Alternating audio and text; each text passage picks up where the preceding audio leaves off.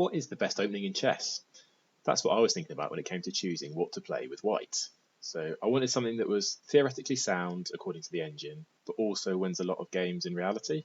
So I had a little look in the Lichess database to see if it could help me out with choosing an opening to play.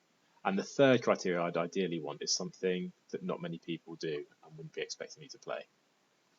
So you can see that the most common openings E4 and D4. E4 you win 49% of the games and you lose 47, so there's about a 2-point gap. So I was looking for something a bit further down, and I was really interested in knight c3, which you win 51% and lose 45. So that's one of the biggest gaps you'll see on this front page, so a 6-point gap, and it's only played 1% of the time. So I was interested that ticks the boxes of it wins a lot of games in practice and people won't be expecting it, but I was interested to see if it would stack up with the engine as we have a look. So knight c3, as you see, is called the Van Geet opening, or Van Geet, and sometimes called the Dunst opening as well. And the main responses you can see are d5, knight f6, e5, e6, c5. You could cover g6, but the other one I was going to look at is c6. So I'm going to give a brief introduction to all of these lines, just to show you how robust this is against all these options that black can throw at you. So let's start d5, the most common move. We play e4 in response to this, challenging the pawn in the center. And a lot of these kind of get opponents out of theory and playing openings that they don't usually play, because most people don't have a prepared move against one knight c3. So let's have a look at the main lines in a lot of these cases first, and we'll kind of work through the sidelines after that. So d4 is the most principled way for black to play and the most common. We retreat our knight back to e2. They play e5. And this knight now goes on a journey out to g3, ready to develop over on this side of the board. So we concede a lot of space in this main line, but you see a lot of the main lines, white gets a big initiative and a winning position, not very moves from here. So black responds with c5, and we can now play, I like the move knight to f3, putting pressure on the e5 pawn. Most common defense, which I'm going to be playing throughout this, I'm going to be showing you the most common way that black defends against it and how you end up in a totally winning position after not very many moves. So knight c6 is often played here, and then bishop c4 is what I like, putting pressure on this f7 pawn. Now, black's got two main moves that they play here. One is bishop d6, and the second one is knight f6. So we'll look at both of these in turn because they're played pretty interchangeably, just over 30,000 moves in each case. So if they go bishop d6, we start with d3, and you see the most common move here, knight g to e7. But you can already see within this position, overall, white wins 60% of these games, and black wins 37. So even though the engine says if best play, it's about equal, in practice, white wins a lot of games from this position because it's not a position that black will be used to. And black goes wrong straight away in most cases here by playing knight to e7. And you can see the eval bar now spikes. So why does it spike? Because it allows us to play knight g5, attacking this pawn twice with the knight and the bishop. So the common way to get out of this is the castle, but this now allows us the overwhelming move, queen h5. And you can see we're threatening mate in one with the queen and the knight there, and we're also triple attacking this with the bishop, the knight, and the queen. So there's already too many threats for black to be able to deal with. They typically play h6, and now we can insert knight takes f7. So we're hitting the queen and the bishop. We've also got this discovery line here. So if white tries to move the queen anywhere, wherever we move the knight, we're going to pick up at least a piece with check. So, and black can't move the king out of the pin line because the queen hangs. So the best move and the only move really is to take this knight. And then you see now with queen takes, we're at a +5 position and it's going to be mate pretty soon. Most common here is king to h8.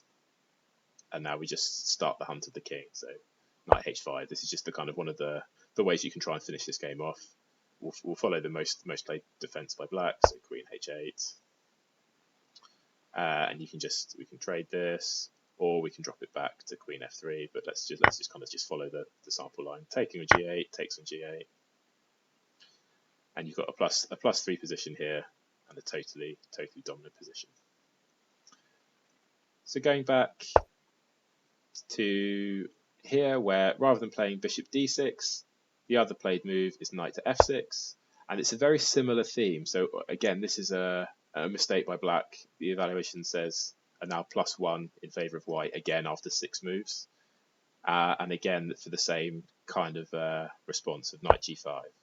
You're double attacking this pawn, and there's no good way for black to defend against this.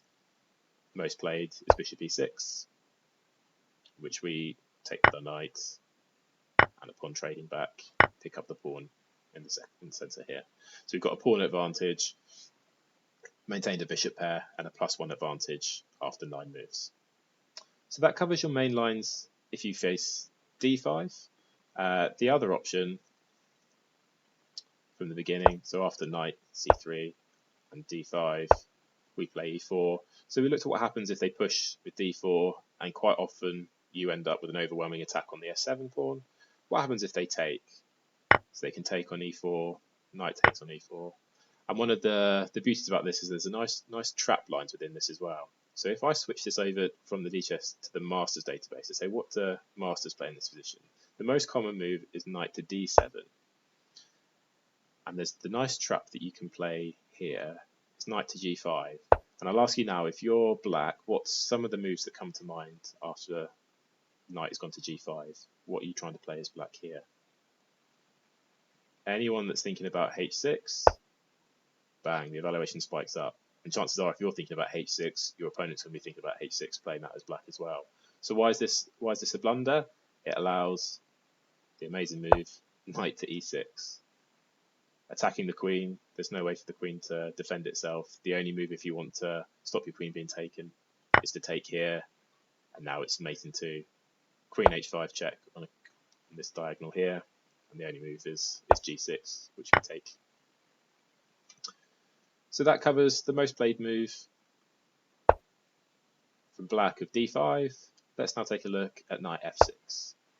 I suppose one of the nice things about the Van sheet is that you transpose into lots of different openings. So it's good for expanding your repertoire. And also, if you're a new player coming to this, it lets you see lots of different lines and ideas from several different openings, each of which give white an advantage. So the way I like to play this is e4, and then you're likely going to get e5 against this. And now transposing into the Vienna Gambit with f4. And there's lots of ways that black can go wrong in this if they don't know the theory. So let's just see what happens if they take the pawn. We can now push up to e5, and I'll just kind of run through some sample lines you can get in this. Already you can see the evaluation plus 0.7. So we attack the knight and force it back to its home square. We're then covering any queen checks. That's the only thing you've really got to be careful for in this opening, this variation, is the queen coming out here. So we can protect that with knight f3. And now, most common move, d6. We respond to d4.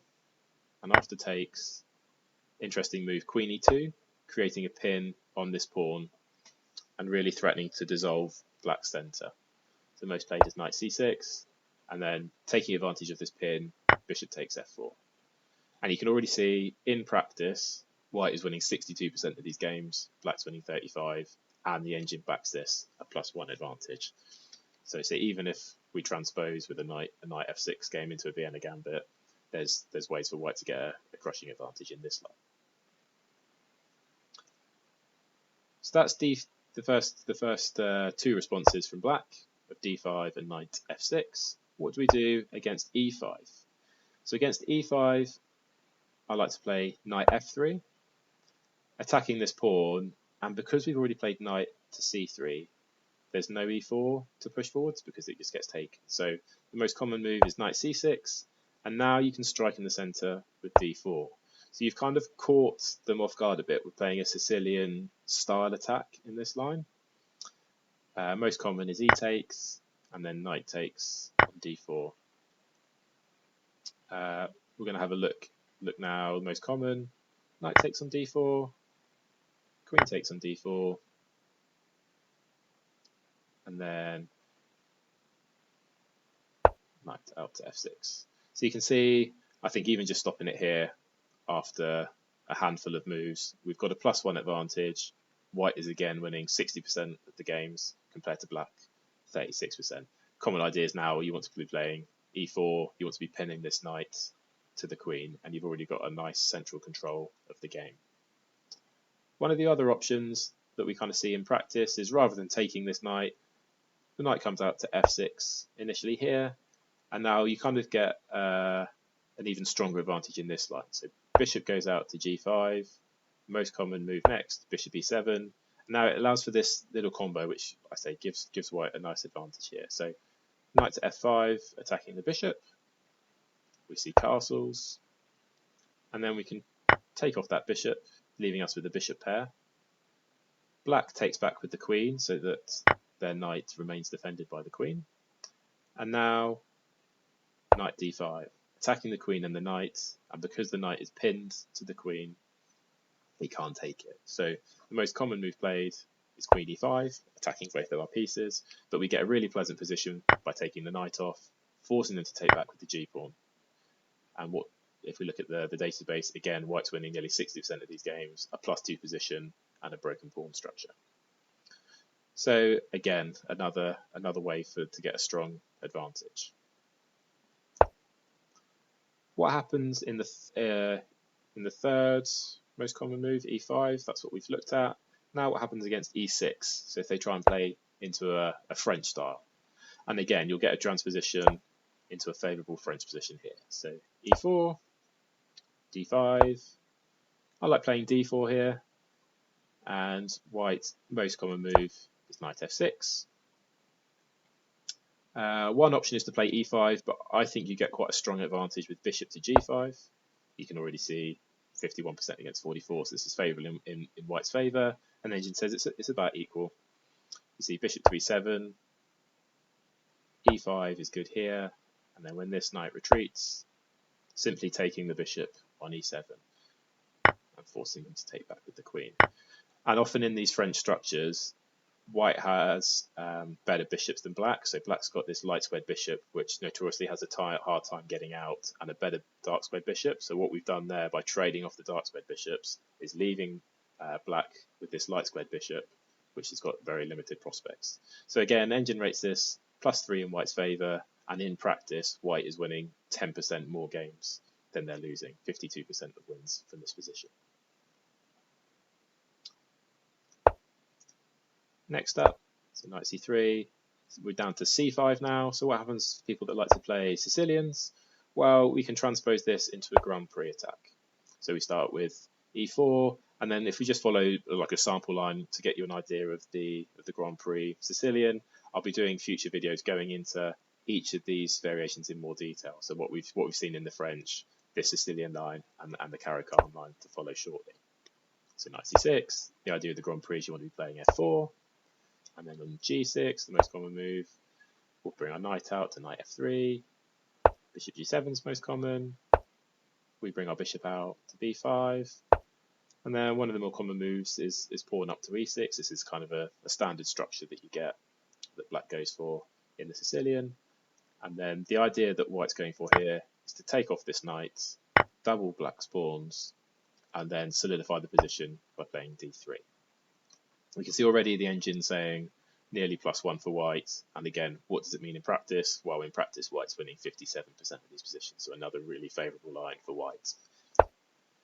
Just a sample continuation now. So knight to e7, we can castle, black castles, and then the kind of traditional idea of this is to bring your queen to e1, to bring your queen to the attack on this diagonal, and you'll often see lots of pieces start making their way up here, which we'll start to demonstrate now just for argument's sake. So yeah, maybe we get d5. I was just going to say, maybe just for the sake of argument, let's just show you the idea of it. So we just kind of make black do nothing. If black does nothing, we're going to be bringing our queen out. Black does nothing, we're going to be developing the pawn here. If black does nothing, we're going to be developing the bishop out. Black does nothing. The idea is then we get to play knight g5, and this is the kind of coordination of the pieces that you're after here. I know in practice you've got moves here to fork the pieces, but this is just to kind of illustrate the ideas of this. And why is this so strong? You want to be taking the bishop here, and when the king takes back, you've got your queen coming up here. This is the kind of thematic idea that you'll see in the Grand Prix. Like I say, I'll be doing a more in-depth video just on the Grand Prix. So what's the final line that you can look at in this opening? Is what happens against c6. So people that are comfortable playing the Caro-Kann.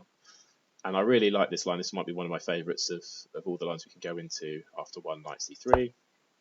So I start with e4 next. And then when they go into the Caro-Kann, I play the two knights version of the Caro-Kann. And I just want to show you again how, just by following black's most played move, you can get a completely overwhelming position in not very many moves. So takes, takes, and then you often see the bishop come out to f5. And now, just by, like I say, just follow the most played moves here. So bring the knight back to g3. Bishop goes back to g6. We threaten to trap it at h4.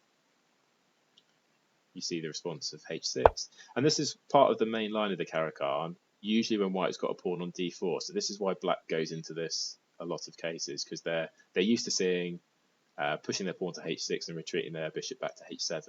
But you can see in this line, white gets an overwhelming position. So after knight to e5, black puts their bishop on h7 as they're used to. But here comes this nice little combo. So you start off with queen h5, threatening mate in 1. And black has to play this very sorry looking move, g6, to kick the queen away. I mean, already look at the state of the bishop. It's not going anywhere anytime soon, and we're at +3. One continuation is bishop to c4, and that wins 83% of the time. What I often play is queen to f3, which only wins 74% of the time. Knight f6, the most played move, and then you swing your queen over to b3. Again, threatening this mate in 1. e6 is played to defend against this. And now we're taking on b7. Already this position is absolutely terrifying for black. Black's got to defend against the rook, so they move the knight out the way. And the way that we finish this off is we take on c6 here, hitting the queen. Queen moves to c8 to continue defending the rook. And now the best move here to finish off, bishop a6. And what's the idea behind this? Well, we're attacking the queen twice, so if black does nothing, we're going to take the queen, and when they take back, we're going to pick up a rook for free. So most common played move is to take on b7, we take back, and now you see the coordination of white's pieces. The rook's attacked, and it can't go here or here because of the knight, and it can't go here because of the bishop, and it can't stay where it is. So in order to exchange, black plays to b8, and then we trade the knights here. A totally dominant position, +5, and 86% win rate in the database. So this is how I went about finding the knight c3 Van Geet opening, why I play it in my games, and all the different transpositions you can go into, which I'll be following up with additional videos if you want to broaden out your repertoire.